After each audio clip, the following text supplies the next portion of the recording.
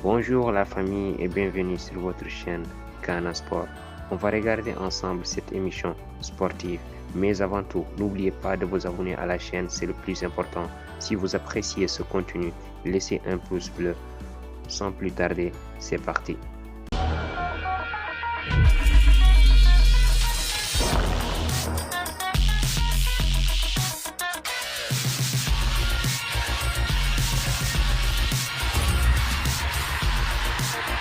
Moi j'aime bien perso, je vois ses interviews, Quand on je est vois amené à échanger avec l'individu est lui, très sympathique. il est intelligent, il a une finesse, il est important dans un groupe.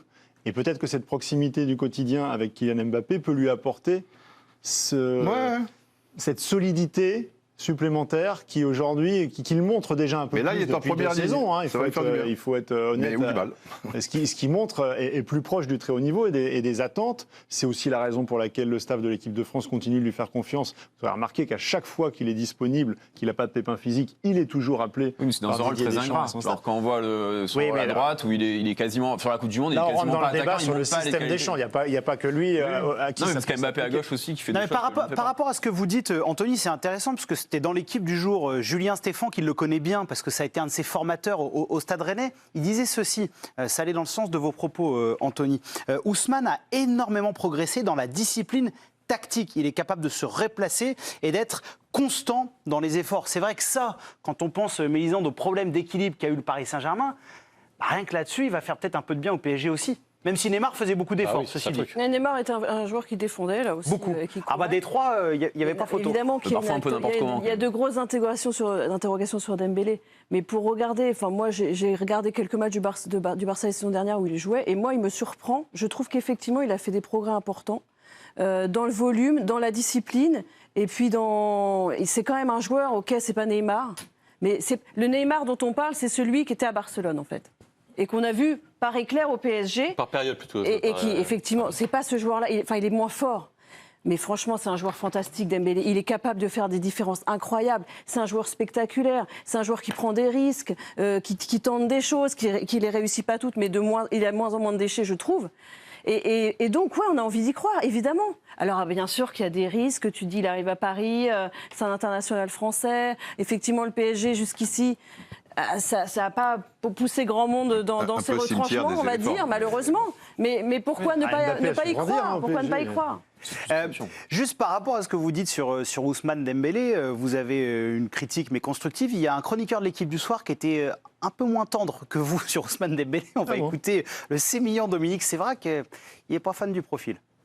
On m'avait annoncé Bernardo Silva, ailier droit, comme recrue prioritaire, et je me retrouve avec Ousmane Dembélé. Alors, encore une fois, je trouve qu'il a du talent incroyable, Ousmane Dembélé, mais quand je passe de champion d'Europe à vice-champion du monde, qui n'a pas forcément tout réussi à sa Coupe du Monde, notamment en oubliant d'être décisif, ce qui est quand même un peu embêtant pour un ailier droit.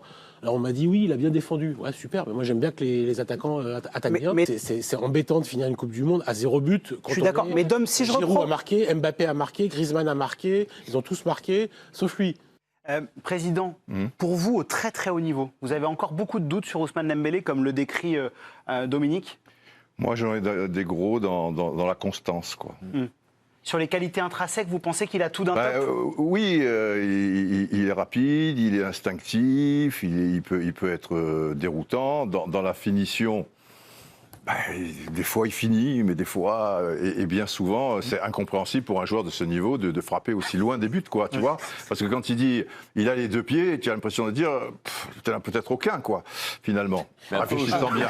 Mais c'est pas gentil, mais quand je dis que c'est un poulet sans tête, c'est. Mais je l'aime bien, en plus. Oui, on voit ça. Non, j'ai une certaine affection pour lui. Il y a cette fraîcheur, et j'aime ça, qu'il y ait du déchet, parce qu'il tente aussi, si c'est pour la redonner derrière ou quoi, au moins, il tente. Des choses. Après, peut-être, au fur et à mesure, il est encore jeune, il est encore perfectible. C'est ça le truc. Justement, Pierre, on l'a vu quand même, le match face à Lorient tous au Parc des Princes. Il y a eu beaucoup de choses dans cette rencontre, mais c'est vrai que devant, il y avait peu d'étincelles. Dans le PSG de Luis Enrique, en tout cas, on a l'impression que c'est le profil idéal.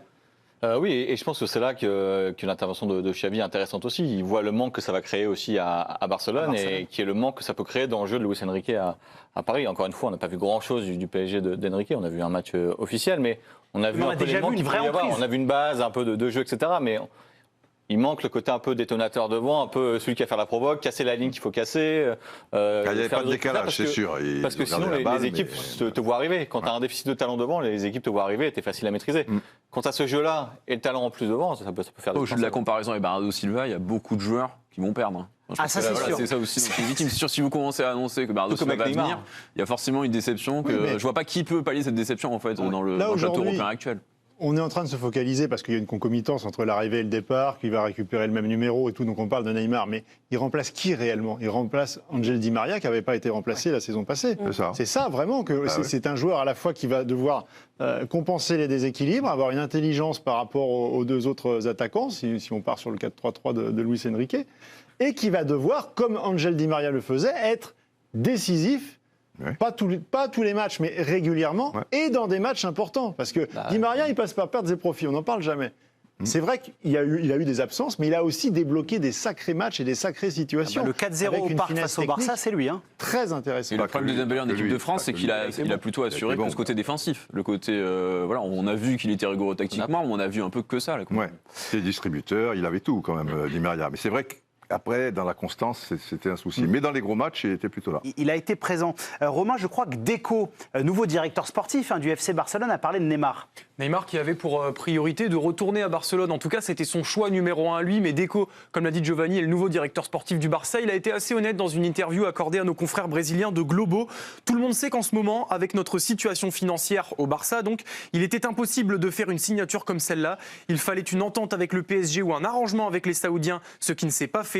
C'était une situation qui devait être financièrement viable pour nous, mais ça n'a jamais été une solution en raison de la situation financière du club. Déçu d'apprendre que dans le foot, l'argent compte plus que le cœur. Par rapport à Neymar, on en a beaucoup parlé et on a fait des débats depuis plusieurs jours. Il y avait ce communiqué du Paris Saint-Germain, il y avait écrit le mot légende. Pour vous, Président, est-ce que c'est une légende du PSG, Neymar ? Quand même, de toute manière, c'est un club qui n'en a pas 150 non plus. Je veux dire, c'est pas Barcelone, c'est pas l'AC Milan, c'est pas Manchester United. Tu ne peux pas avoir autant de légendes que ça. Pardon ? Ça fait trop de légendes. Toi, il y a déjà pas mal de joueurs un peu légendaires à Paris en attaque. PSG, tu le mets pas dans le top 10 ou si tu es dans le top 12, pour un club qui a 70, qui a bientôt un siècle, si tu es dans le top 12, tu fais partie des légendes. Il n'y a pas que 2 ou 3 légendes. Tu vois. Moi, je suis d'accord pour dire que c'est peut-être le joueur le plus fort qui portait le maillot du PSG, mais j'ai du mal à le mettre dans les légendes du PSG. Ah bon ? Ouais. Mais tu en trouves 10 ou 11 plus légendaires ? Parce qu'il marque une période quand même. Tu vois déjà mettre 10 légendes dans un club, c'est beaucoup je trouve, comme Paris. Je ne sais pas s'il doit faire une équipe type, je ne sais pas si je le mets dedans. Même si par le talent il est extraordinaire, etc. Mais parce qu'il a apporté, etc. Peut-être aux supporters, etc. Tu vois, Ronaldinho. Il manque une dimension affective en fait pour être une légende. C'est ça qui est fou. Zlatan, Paoletta, que tu veux ou non, c'est une légende du PSG alors qu'il est beaucoup moins fort que Neymar. Voilà, il y a des trucs. Oui, non, mais vous suivez le PSG pour RTL. Oui, Ginola, Cavani sont des noms qui resteront. Alors qu'il est plus fort que eux tous réunis. Ce que Neymar a fait finalement, c'est son arrivée. C'est-à-dire que c'est le joueur le plus fort qui est signé au Paris Saint-Germain au moment où il est arrivé. Dans le championnat de France aussi, d'ailleurs. Zlatan était très fort, mais il est aussi arrivé par des circonstances, c'est-à-dire que le Milan était en difficulté, ça s'est fait comme ça, alors que Neymar, il quitte Barcelone pour se mettre en concurrence directe, regarder Messi les yeux dans les yeux et lui dire « je vais te disputer c'est un des 3 meilleurs joueurs du monde qui arrive, et il n'y a pas eu l'équivalent. Donc d'ailleurs, on peut même appliquer ça à l'ensemble de la Ligue 1, c'est-à-dire que dans l'histoire du championnat de France, il n'y a jamais eu un joueur en activité, en pleine possession au moment où il était le plus fort à 25 ans, qui arrive avec autant d'ambition que Neymar. Donc quelque part, effectivement, il laissera dans l'imaginaire collectif autant d'espoirs déçus que d'images de légende. Le résultat de ce duel entre Mélisande Gomez et Philippe Sansfourche, qui s'est... Maintenant, le nouveau coach pourra-t-il faire quelque chose à Paris ? Est-ce qu'il pourra mener ce pari, guider ce pari pour qu'ils puissent gagner enfin leur première Ligue des Champions ? Évidemment, ce ne sera pas facile. Parce qu'avec ce club qui n'est pas comme les autres clubs, avec les dirigeants qui sont là tout le temps en train de faire le favoritisme entre les joueurs et tout, donc du coup ça sera un peu compliqué pour l'entraîneur et quel que soit son statut, sa palmarès, ça sera compliqué pour lui de diriger ce PSG. Maintenant, les dirigeants, ils doivent laisser l'entraîneur faire son travail.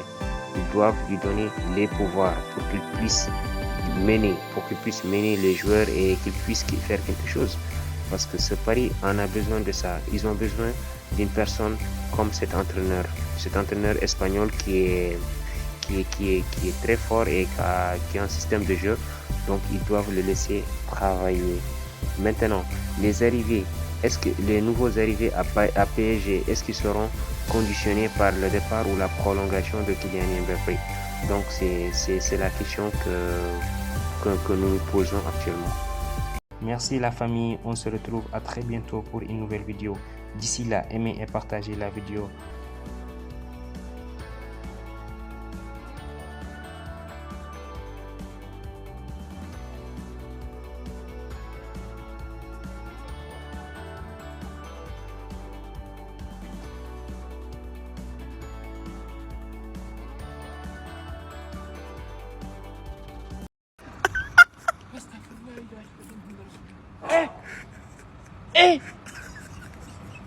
Aujourd'hui aussi, c'est un autre jour. Le monde part en couille.